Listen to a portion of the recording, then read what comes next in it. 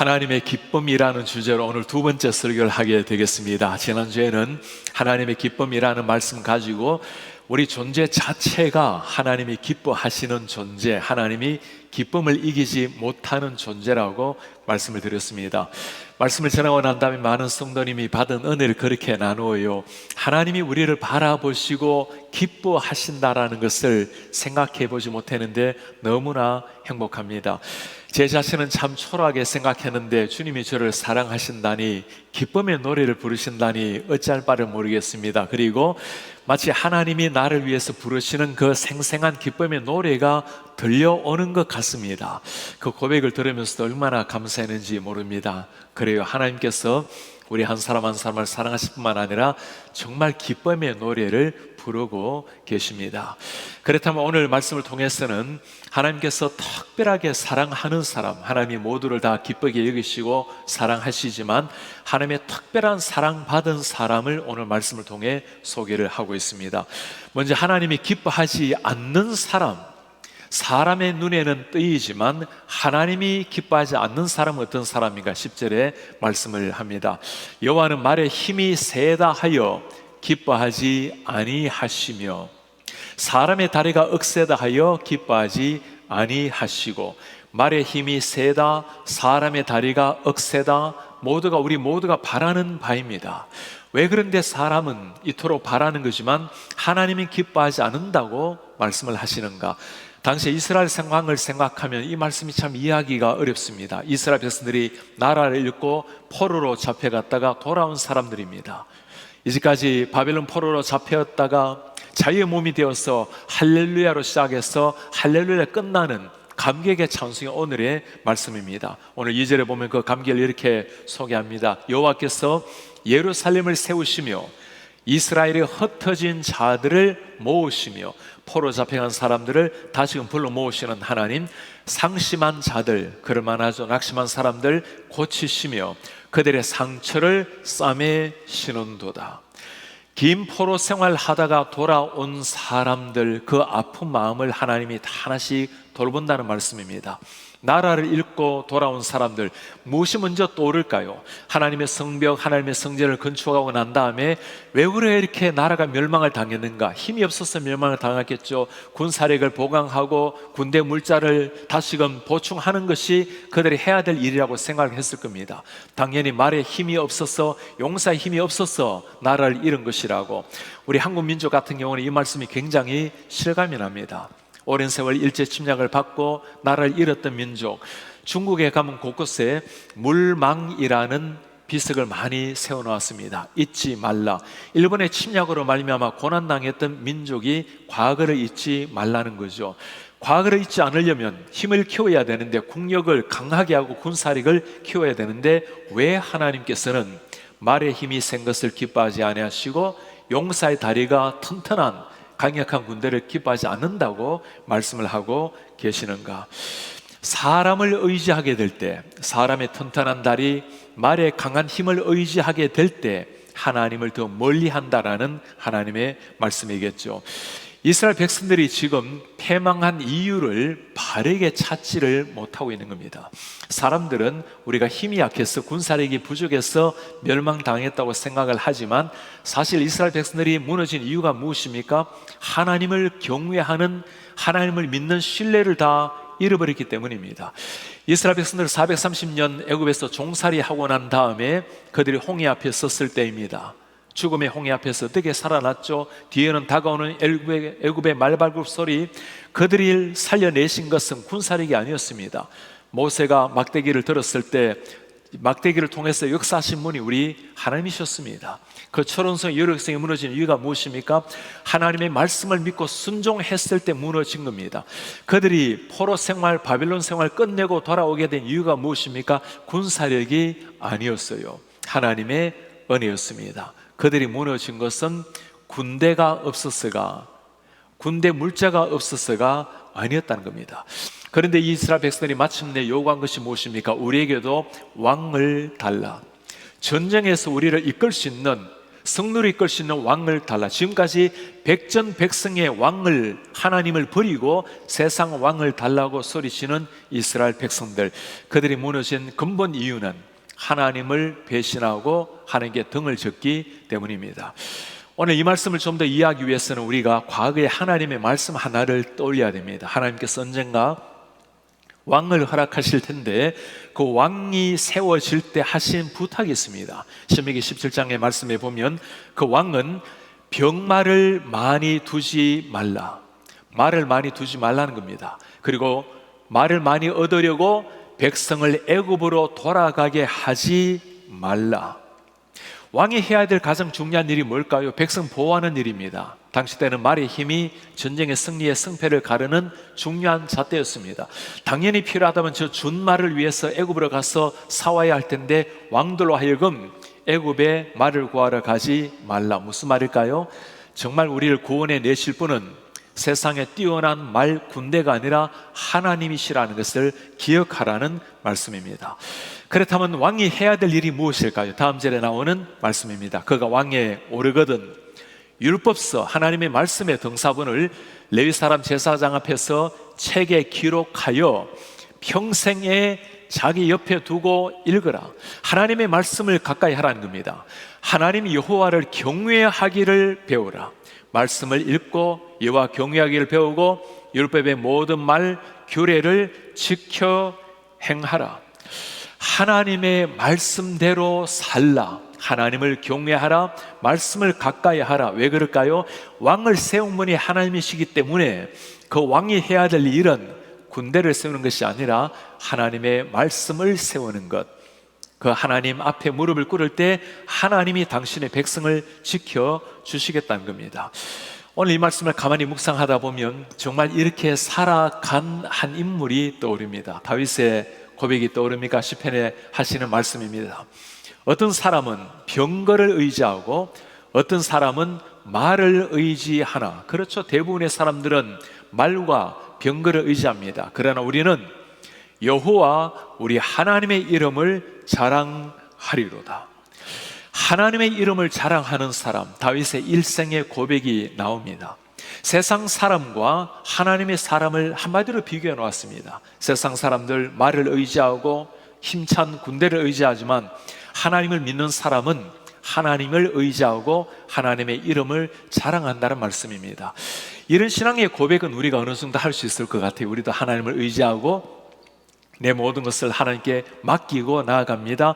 그러나 다윗의 고백은 입술의 고백이 아니라 머리에 머무는 관념의 신앙이 아니라 실제 그렇게 살아내었습니다. 전쟁 중에 지금 사느냐 죽느냐 이 갈림길에서 적들이 눈앞에 있는데 보이지 않는 하나님께 의지하는 것, 당장에 필요한 것은 말의 힘입니다. 군사력입니다. 그러나 그 순간에도 하나님을 절대적으로 의지했던 다윗, 그의 모습이 역대상 18장에 보면 잘 나타나 있습니다. 다윗이 그에게서 병거 1000대, 그라는 것은 소바 왕 하닷 에셀을 가리킵니다. 이방 그 왕에게서 전쟁에서 이겼습니다. 병거 1000대 빼앗아 왔어요. 기병 7000명, 보병 2만 명을 포로로 잡아왔습니다. 엄청난 승리를 거둔 거죠. 다윗의 그 다음 일은 참으로 이해하기 어렵습니다. 그 병거 1000마리 중에 100대 말들만 남겨두고 그 이외의 병거의 900마리의 말, 발의 힘줄을 끊었더니 1000마리 말 중에 900마리 말의 힘줄을 끊어버린 다윗, 쓸모없는 말을 만들어버린 겁니다. 왜 그렇습니까? 내가 의지하는 것은 사람의 힘, 말의 힘이 아니라 여호와가 나의 힘줄이라고 외치는 다윗의 모습입니다. 이런 다윗을 바라보면서 하나님의 얼굴 표정을 한번 생각해 보세요. 얼마나 행복해 하실까요? 이게 입술의 고백, 신앙 고백은 가능한데 실제 사느냐 죽느냐의 그 갈림길에서 나는 하나님의 이름을 높이고 오직 하나님의 이름 의지하고 나아가느라고 외치는 다윗, 실제로 그렇게 살아내는 다윗을 본다면 이런 다윗을 지켜보고 계시는, 흐뭇한 미소를 짓고 계시는 우리 하나님, 다윗이 온전한 사람은 아니었습니다. 그는 참 씻지 못할 범죄한 사람이었죠. 그럼에도 불구하고 다윗을 향해서 하나님 하신 말씀이 있습니다. 너는 내 마음에 다 딱 맞는 사람이라. 오늘 말씀을 보면 두 번이나 반복해서 하시는 말씀이 있어요. 다윗이 어디를 가든지 이기게 하시니라. 하나님이 다윗을 참 좋아하신 겁니다. 솔로몬은 그와 달랐어요. 하나님의 말씀을 몰랐던 것은 아니었겠죠. 그러나 그는 애굽에 말을 구하러 많이 보내었습니다. 말들을 사왔어요. 그리고 애굽에 바로의 딸을 그의 아내로 맞는 정략 결혼까지 하게 된 것입니다. 하나님을 몰랐던 것은 아니었을지라도 하나님의 이름의 능력을 의지하지 않고 세상의 말의 힘에 의지했던 한 사람, 무너졌던 솔로몬의 모습입니다. 한번 물어보시길 바랍니다. 똑같이 하나님께서 왕으로 세웠던 다윗 왕, 솔로몬 왕이었어요. 한 사람은 그들의 입술의 고백이 삶이 되었고, 한 사람은 그것은 머리에만 맴돌았고 실제 삶은 하나님이 말씀했던 것과 전혀 다르게 나타났습니다. 하나님 앞에 인정받고 칭찬받는 명왕이 되었고, 다른 한 사람은 말년에 너무나 안타깝게도 우상을 숭배하고 영적으로 무너져버린 한 왕이 되었습니다. 여러분들의 삶은 어떠합니까? 우리 모두가 다 하나님을 우리의 왕이라고 고백하고 하나님을 의지하면서 살아낼 것입니다. 그 입술의 신앙의 고백이 정말 삶으로 연결이 되고 있습니까? 최근 우리 성도님 한 분과 대화하면서 정말 이런 일이 일어나고 있을까라는 정도 놀라움을 금치 못했습니다. 요즘 군대에 들어가게 되면 성소수자, 동성애자들, LGBTQ 이런 것을 고백하게 되면 성진이 빠르다는 거예요. 급성진을 한다는 겁니다. 심지어 이런 사람들은 직장도 잘 구한다고 해요. 대학을 들어가게 될 때 기숙사를 우선적으로 배정까지 받게 됩니다. 하나님의 말씀에 반대되어가는, 하나님이 가장 정오하시는 그런 세계가 오히려 세상에서 더 승화하는 데 유리되는, 더 승리하는 데 도움이 되는 시대가 되어버린 겁니다. 이번에 우리 교회 와서 동생과 싸우고 있는 이진아 전도사님이 들려준 스토리가 하나 있습니다. 지금 캘리포니아 분이겠습니까? 미 전역이 그러고 있는데 자신의 친구 집사의 아이가 이번에 대학을 들어가게 되었어요. 물었답니다. 너는 무엇이라고 너의 성정체성을 써냈니? 제가 바보이겠어요? 저도 당연히 LGBTQ라고 써내었죠. 그게 좋은 기숙사 방을 우선적으로 배정당하는 길이라는 고백이었습니다. 그렇게 하나님을 믿는다고 고백하는데, 그리스도가 나의 주님이라고 하나님을 고백하는 사람인데도 세상에 조금 더 좋아 보이는 것, 세상에 성공할 수 있을 거라고 생각하는 것을 위해서 신앙을 내려놓고 하나님 이름을 내려놓는 이런 시대.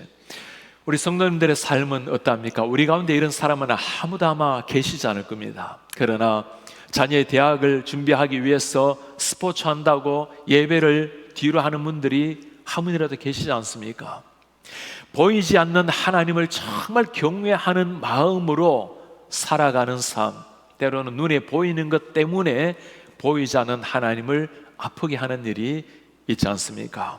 오늘 하나님이 들려주시는 말씀입니다. 여호와는 말의 힘이 세다고 기뻐하지 않고 용사의 다리가 튼튼하다고 기뻐하지 아니하노라.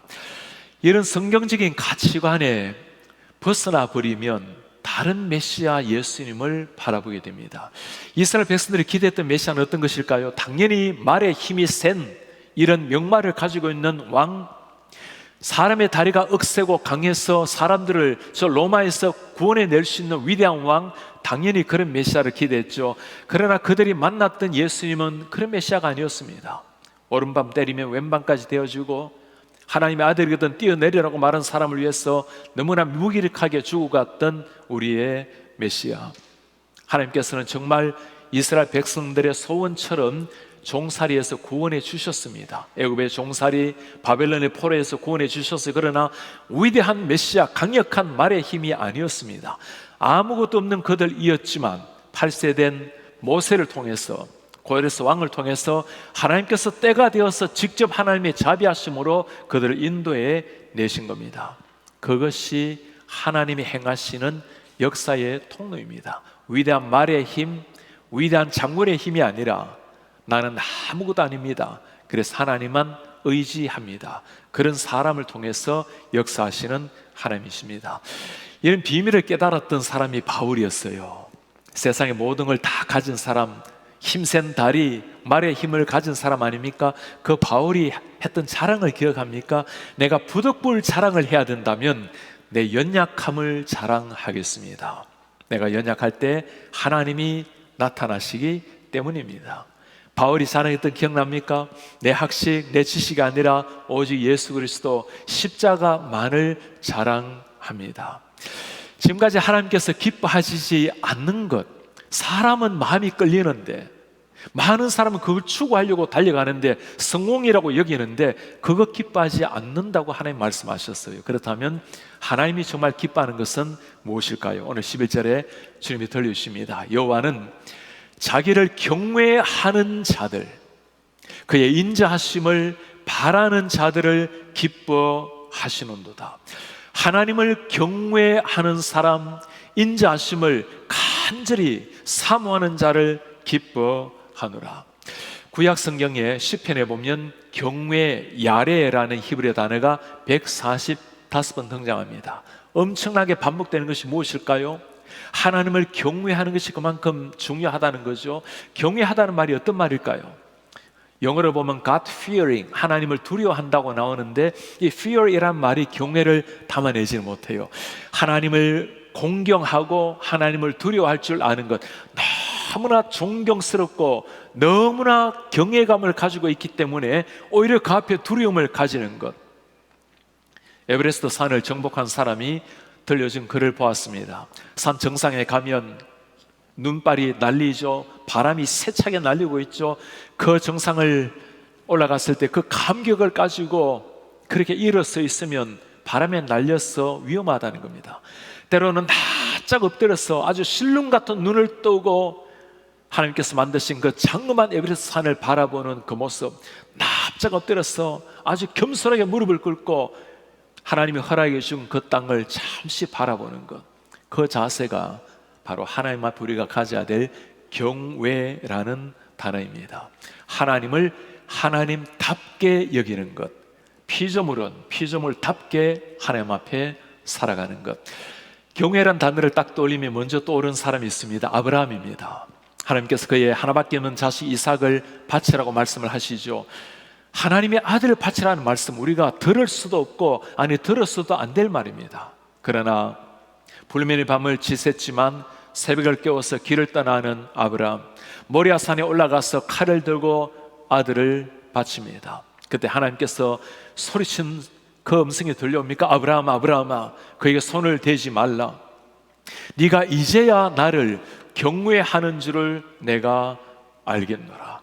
이제야 네가 나를 경외하는 줄을 내가 알겠다. 무슨 말일까요? 하나님의 이 말씀 누가 순종할 수 있습니까? 하나밖에 없는 아들, 하나님이 주신 그 아들인데 그 아들까지도 바쳤던 아브라함, 그 명령이 옳았습니까? 아무도 따를 수 없는 명령이었어요. 옳은 명령도 아니었어요. 그러나 그 내용 때문이 아니라 그렇게 하시는 분이 하나님이시기 때문에 어떤 말씀이든지 하나님의 말씀이라면 마침표 짚고 달려갔던 한 사람, 그 하나님을 향한 경외감을 하나님이 보신 겁니다. 사람들 중에는 그렇게 말한 사람이 있겠죠. 잔인한 하나님이 아니십니까? 그런 분이 아니시죠. 그 하나님, 우리의 죄를 위해서 죽었던 우리를 위해서 당신의 하나밖에 없는 아들을 대신 죽이시고 우리를 살리신 잔인한 하나님이 아니라 자비가 넘치시는 그 하나님이십니다. 아들을 희생하면서까지 우리를 살려내신 우리 하나님, 그 아브라함의 이 사건을 통해서 믿음의 아버지로 오늘까지 그 아브라함을 생각할 때마다 과연 무엇이 믿음인지 무엇이 순종인지 삶을 우리에게 보여주고 계시지 않습니까? 경외라는 것, 하나님을 하나님 되게 하는 것, 우리 하나님 백성답게 살아가는 사람, 이런 사람을 두고 우리 하나님께서 기뻐하신다라고 말씀을 하십니다. 팬데믹이 가장 심했던 2020년도 가을이었습니다. 우리 교회에서 타주에서 이주해 온 집사님 부부, 아주 젊은 부부가 있었어요. 큰아이는 이제 2살이었습니다. 둘째 아이를 임신했던 때였어요. 그때는 아이들은 교회에 들어와서 예배를 못하게 했을 때였습니다. 그러나 부부가 하나님을 향한 예배에 대한 그 열망을 가지고 교회를 왔어요. 이후 때는 아내가 차 안에서 아이를 데리고 있고 남편이 들어와서 예배를 했습니다.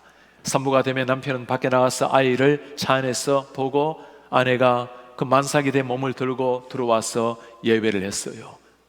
팬데믹 시절에 가장 위험한 사람, 조심해야 될 사람이라면 아이를 가진 임산부 아니겠습니까? 아이를 낳기 마지막 전주까지 하나님 앞에서 간절한 마음으로 예배했던 한 사람. 제가 그 부부를 볼 때마다 얼마나 감격스럽고 고마운지 모르겠어요. 우리 예수님께서 그 부부를 보시면서 무슨 생각이 들까요? 저렇게까지 하나님을 경외하는 마음으로 경배하는 그 부부를 보면서 그 2살짜리 아이가 그렇게 말을 하더랍니다. 왜 엄마 아빠만 예배하러 안으로 들어가 나는 못 들어가는데. 그 아이가 자라나면서 그리고 태중의 아이가 잘 자라서 건강하게 자라고 있는데 언제가 세월이 지나가고 난 뒤에 이 스토리를 들려주지 않겠습니까? 팬데믹 때 너희들이 예배하러 들어가지 못했지만 네가 복중에 있을 때부터 우리는 팬데믹을 뚫고 예배하러 하나님 앞에 나아갔단다. 그 신앙을 평생 네가 기억을 하라고. 하나님을 경외한다라는 것, 진정한 경외는 하나님을 향한 진정한 경배로 나타나게 되는 겁니다. 하나님을 정말 경외하게 된다면 보이지 않는 하나님을 향한 경외는 보여지는 삶을 통해서 나타나게 됩니다. 하나님 앞에 무릎을 꿇고 주님 앞에 두려워 떨리기 때문에 세상 앞에 무릎 꿇지 않는 사람, 세상 발을 디디고 서 있지만 세상을 두려워하지 않는 사람으로 자라나게 되는 겁니다. 오늘 하나님이 하시는 말씀, 이렇게 하나님을 경외하는 사람을 내가 기뻐한다고 말씀을 합니다. 하나님이 기뻐하시는 또 한 대상이 있다고 말씀을 하십니다. 경외할 뿐만 아니라 하나님의 자비하심을 사모하는, 간절히 바라는 사람. 하나님의 자비하심이라는 이 단어, 인내하신 하나님, 헤세드라는 단어, 성경에서 가장 아름다운 한 단어입니다. 하나님의 마음을 그대로 보여주는 단어. 경외라는 것이 우리가 하나님을 향한 마음의 표현이라면, 하나님이 우리를 향한 마음의 표현이 있다면 오늘 이 단어, 자비하심이라는, 인자심이라는 단어가 될 것입니다. 인자심 때문에 무너진 이스라엘 백성들 일어날 수 있는 힘이 생긴 겁니다. 포로로 잡혀갔지만 그들의 힘이 아니라 끊임없이 하나님을 배신했던 사람들이지만 찾아가셔서 마침내 고국으로 돌아오게 하신 것, 하나님의 자비하심 때문이었습니다. 오늘 그렇게 멋지게 살아냈던 다윗, 그 다윗이 무너졌을 때 그를 이렇게 세웠던 것도 하나님의 자비하심이었습니다. 도저히 용서할 수 없는 죄악, 그 칠흑 같은 죄악 속에서 다윗이 간절한 마음으로 금식하면서 기도했던 다윗, 그 고통의 고백이 오늘 시편 51편에 나타나 있습니다. 하나님이여, 주의 인자하심을 따라서 그 크신 자비 헤세드를 따라 내게 은혜를 베풀어 주십시오. 주의 많은 긍휼을 따라서 내 죄악을 지워 주십시오. 하나님의 인자하심과 긍휼이 아니고서는 제가 도저히 일어설 수가 없겠습니다. 이 끔찍한 죄악 속에 어찌 내가 호흡을 하며 눈을 들 수 있겠습니까? 주님 앞에 간곡히 부러지는 그 다윗의 처절한 고백이 계속해서 나옵니다. 나를 주 앞에서 쫓아내지 마십시오. 주의 성령을 내게서 거두지 말아 주십시오. 이런 고통스럽게 하나님 앞에 부르짖었던 그 다윗, 그 처절하게 하나님의 자비하심, 인자하심을 구했던 그 다윗을 하나님이 기뻐하셨다고 말씀을 해요. 우리가 무너지고 주님 앞에 참 안타까운 마음으로 머리 둘 곳 없을지라도 일어날 수 있는 이유가 바로 여기에 있어요. 인자하신 하나님, 자비하신 하나님의 손길이 있기 때문입니다. 하나님의 자비하심을 가만히 묵상을 하다 보면, 긍휼을 묵상하다 보면 신약에 떠오르는 또 한 여인이 있습니다. 수로보니게 여인입니다. 당신의 딸이 귀신 들려서 죽어가고 있는 모습, 예수님이 지나가신다는 말씀을 듣고 예수님 발 앞에 무릎을 꿇습니다. 주님, 내 딸을 좀 구해 주십시오. 그 간절한 어머니의 요청에 예수님의 말씀은 정말 칼같이 비수같이 들려왔어요. 주인의 떡을 개들에게 던지는 것이 마땅치 않다. 와, 우리 예수님이 이런 말씀을 하신다는 게 정말 믿겨지지가 않아요. 주인의 떡을 개들에게 던지는 게 마땅치 않다. 주인이 누구죠? 유대인입니다. 개들이 누구죠? 너 같은 이방인들입니다. 유대인에게 줘야 될 그 생명의 떡을 너 같은 이방인에게 주는 것이 마땅하지 않다. 정말 예수님이 이런 말씀했다는 게 믿겨지지 않아요. 이런 상황에 이 여인의 대답은 더욱더 믿겨지지가 않습니다. 주여, 옳습니다. 상 아래 있는 개들도 아이들이 먹던 부스러기를 먹습니다. 주님, 당신의 말이 옳습니다. 나는 당신의 긍휼을 받을 만한 아무런 자격이 없습니다. 그러나 상 아래 개들도 아이들이 먹다가 떨어지는 부스러기를 먹습니다.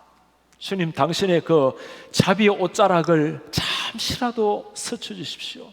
하늘의 그 향기의 그림자라도 주님, 제가 만질 수 있다면 제 딸이 낫겠습니다.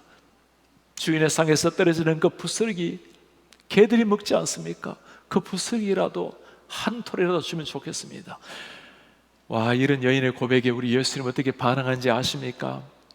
아무 말이 없어요. 바로 하시는 말씀입니다. 딸아, 돌아가라. 귀신이 내 딸에서 나갔느니라.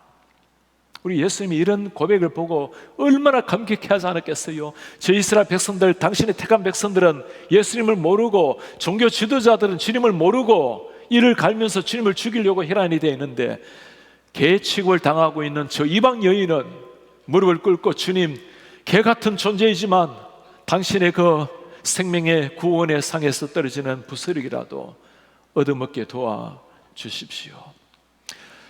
저는 이름 모를 이 수르보니게 여인이 얼마나 좋은지 모르겠어요.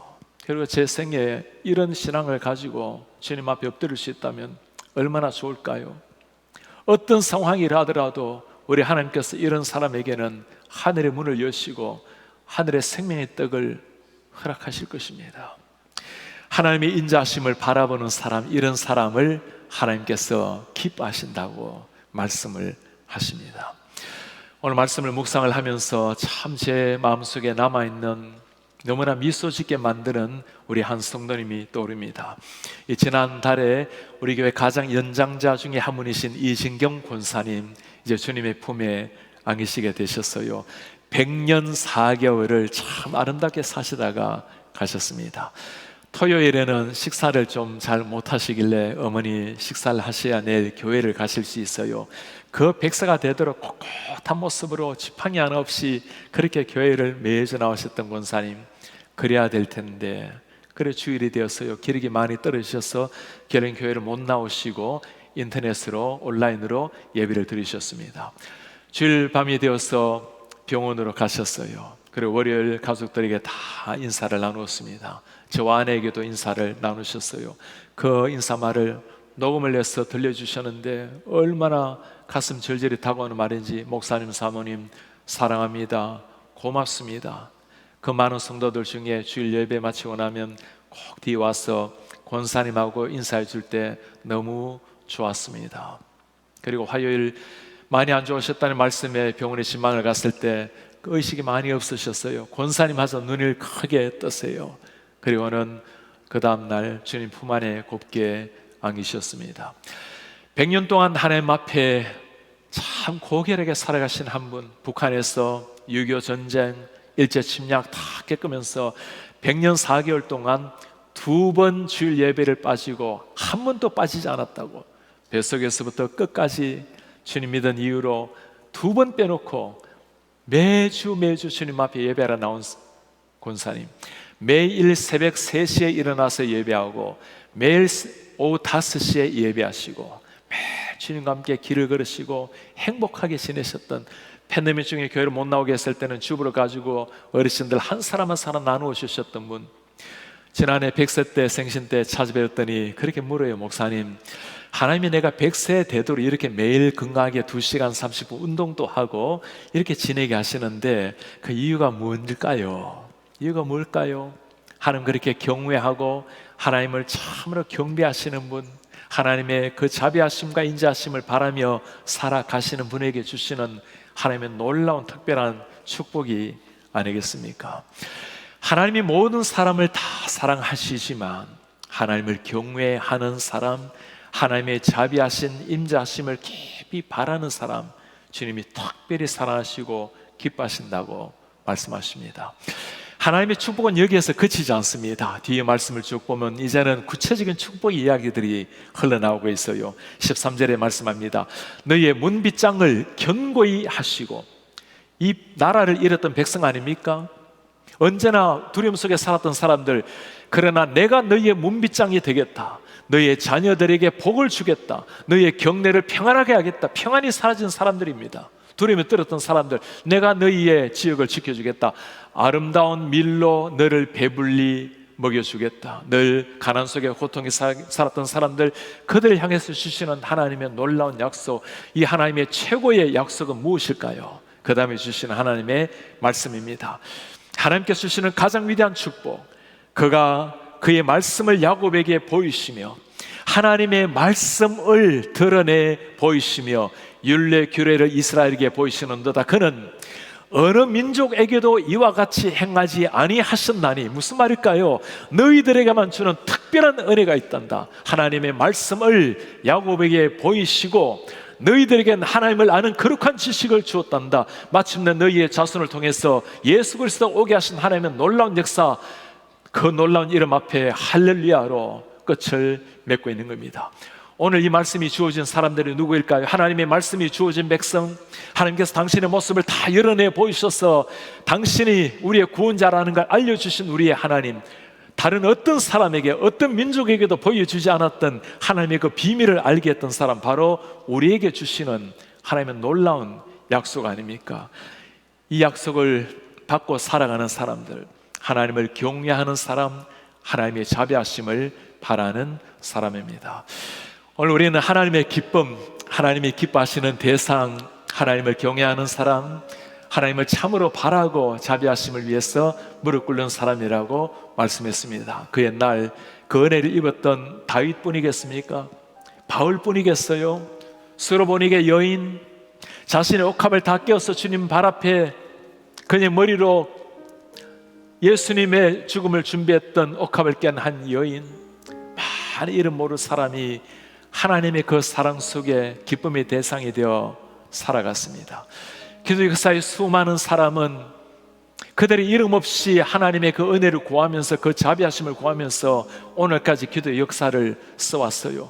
때로는 아무런 자격이 없지만 주님 부디 당신의 상에서 떨어지는 그 부스러기라도 좋습니다. 그런 겸손한 마음으로 하나님 앞에 무릎을 꿇어서 하늘의 은혜를 맛본 많은 사람들, 그 은혜의 복음이 오늘까지 흘러서 말씀을 보여주신 우리에게도 말씀 임했던 놀라운 은혜가, 그 구원의 물결이 흐르고 있지 않습니까? 오늘 하나님께서 우리를 향해서 불러주신 그 아름다운 사랑의 노래, 기쁨의 노래를 우리가 들었어요. 자격 없는 우리이지만 기쁨을 이기지 못했던 하나님이 들려주시는 사랑 기쁨의 노래입니다. 이제는 우리도 하나님 앞에 그 기쁨의 사랑의 노래를 부를 때입니다. 제가 여러분들을 대신해서 그 기쁨의 노래를 이렇게 준비를 했습니다. 하나님의 기쁨이 되는 것, 대단한 사람이 되어야 할 필요는 없습니다. 남들이 부러워할 재능을 소유하지 않아도 좋습니다. 역사가 기억할 업적을 남기지 않아도 괜찮습니다. 우리가 심장 속에 간직한 것 한 가지 있으니 나의 창조주가 계시고 그분이 나를 사랑하셨다라는 것, 당신의 아들을 내어주고 나를 살리셨다는 사실, 하나님이 기뻐하며 바라는 것 한 가지 있으니 하나님을 경외하고 주님의 인자하심을 구하는 것, 너그럽고 따스한 마음으로 사람을 대하는 것, 내 생에 주님 앞에 갈망하는 것 한 가지 있으니 순간마다 하나님의 얼굴 바라보며 살다가 영광스러운 날 태양 같은 그 사랑의 품에 안기는 것. 다시 일어나서 손을 말씀을 기억하면서 우리 찬송합시다. 우리 시편 147편을 가지고 쓴 찬송이 우리가 비준비하시니 라는 찬양입니다. 이번 주 목요일에 우리 여성 예배에 오게 될 목사님이 지은 찬양입니다. 우리 주는 위대하며 능력이 많으시도다. 그의 지혜는 무궁하며 인자는 영원하도다. 상한 자를 고치시며 상처를 싸매시는도다. 별들의 수를 세시며 이름을 붙이셨도다. 그가 구름으로 하늘을 덮으시며 땅을 비로 땅을 위하여 비 준비하시니 예루살렘아 여호와를 찬양하라. 예루살렘아 여호와를 찬양하라. 주님 임재 앞에 경배하라. 우리 주는 위대한 능력이 많으시도다. 능력이 많으시도다. 그의 지혜는 무궁하며 그의 지혜는 무궁하며 인자는 영원하도다. 인자는 영원하도다. 우리 다시 한번 할까요? 우리 주는 위대하며 우리 주는 위대한 능력이 많으시도다. 능력이 많으시도다.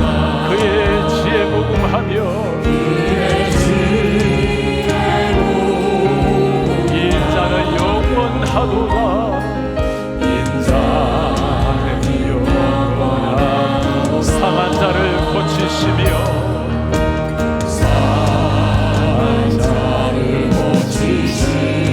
상처를 싸매시도다.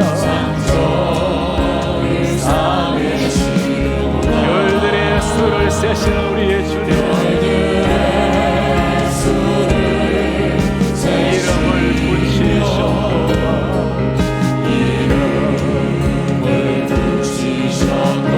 그가 구름으로 하늘을 덮으시며 하늘을 덮으시며 나를 위하여 우리 준비하시니 그가 구름으로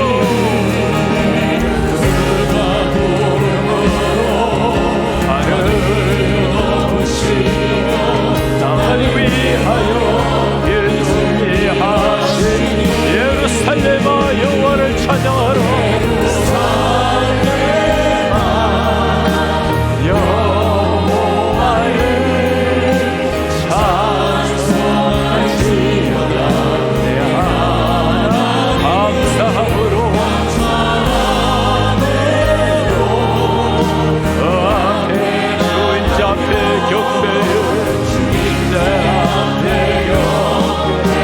예루살렘아 여호와를 찬양하라.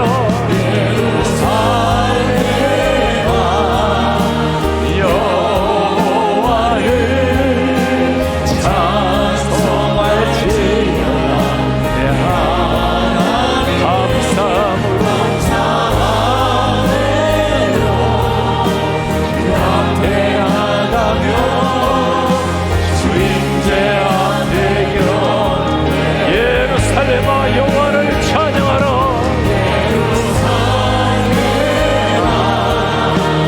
여호와를 찬송할지어다. 내 하나님을 감사하매로 앞에 나가며 주 임재 앞에 주 임재 앞에 경배해. 주 임재 앞에 경배해. 주님의 임재 앞에 경배합니다. 주 임재 앞에 경배해. 할렐루야 할렐루야. 이분이 우리 하나님이세요. 상한 마음을 고치시고 하늘의 별을 세시며 우리 한 사람 한 사람의 이름을 기억하시는 우리 하나님, 그 하나님, 예루살렘은 하나님을 찬송하러 어떤 하나님이십니까? 경외하는 사람, 하나님의 자비하심을 간절히 구하는 사람, 하나님이 그들을 기뻐하신다고 말씀하셨습니다. 우리 기도하기 원합니다. 주님, 우리가 주님을 경외합니다. 주님을 참으로 올려드립니다. 우리가 주의 자비 앞에 무릎을 꿇습니다. 연약하고 부족하고 허물이 많을지라도 주님의 그 한없는 사랑과 자비하심으로 저를 만져주십시오. 다윗을 이렇게 세우시고 주님의 제자를 다시 세우신 우리 하나님, 사울을 바울되게 하신 하나님이요, 소로보니게 여인의 그 절절한 절규를 들어주신 우리 하나님이요, 우리의 기도에 귀를 기울이시고 우리에게도 새롭게 하옵소서. 우리 간절한 마음으로 주님 앞에 기도합시다. 우리 하나님 은혜 고맙습니다. 아버지 주님 앞에 감사합니다. 왜냐하면 부부장 우리의 모습을 아시나 하나님의 그 자비하심과 인자하심의 물을 아버지의 그 사랑을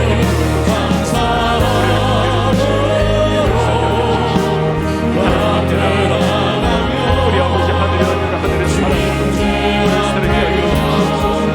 우리 하나님의 사랑을 사랑이 여겨주시옵소서. 주님의 사랑이 말씀을 사랑이 여겨주시옵소서. 극단의 얼굴을 사랑이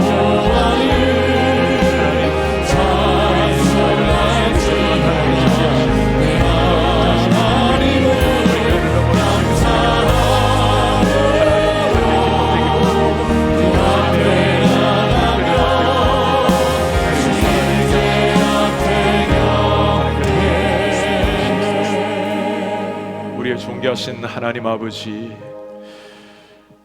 오늘 하나님이 우리를 향해서 불러주시는 아름다운 기쁨의 노래, 사랑의 노래를 들었습니다. 아무런 자격이 없는 저들이기에 어찌할 바를 몰라 하나님의 그 사랑을 가슴에 새기고 하나님이 부르시는 그 기쁨의 노래를 우리의 심장에 새기며 우리도 주님을 찬양합니다. 하나님, 우리를 만드신 창조주, 영원한 죄악에서 구원하신 구원자 예수 그리스도, 우리가 주님을 경외하나이다. 경외하듯이 주님을 경배하나이다. 우리 하나님의 자비하심을 끝까지 구함으로 침상을 눈물로 적시듯이 주인의 상에서 떨어지는 부스러기라도 좋습니다. 간절한 마음으로 주님을 구합니다. 우리 존귀하신 하나님, 우리 한 사람 한 사람의 손을 붙들어 주시고 하나님께서 빚어가 주시며 하나님 우리를 바라보시고 기뻐하시는 진정한 기쁨의 대상으로 하나님은 하나님답게, 피조물 된 우리는 피조물답게 살아내게 하옵소서. 우리 주 예수 그리스도의 이름으로 기도하나이다. 아멘. 주 예수 그리스도의 은혜와 하나님의 사랑과 성령의 교통하심이 진실로 하나님을 경외하며 하나님의 자비하신 인자하심을 간절히 바라며 우리 하나님의 그 기쁨의 통로가 되기를 원하는, 주님이 바라보실 때마다 기쁨과 사랑을 이기지 못할 그런 사람, 그런 하나님의 자녀로 살아내기 원하는 주의 모든 백성들 머리 위에 지금부터 영원토록 함께 있을지어다. 아멘.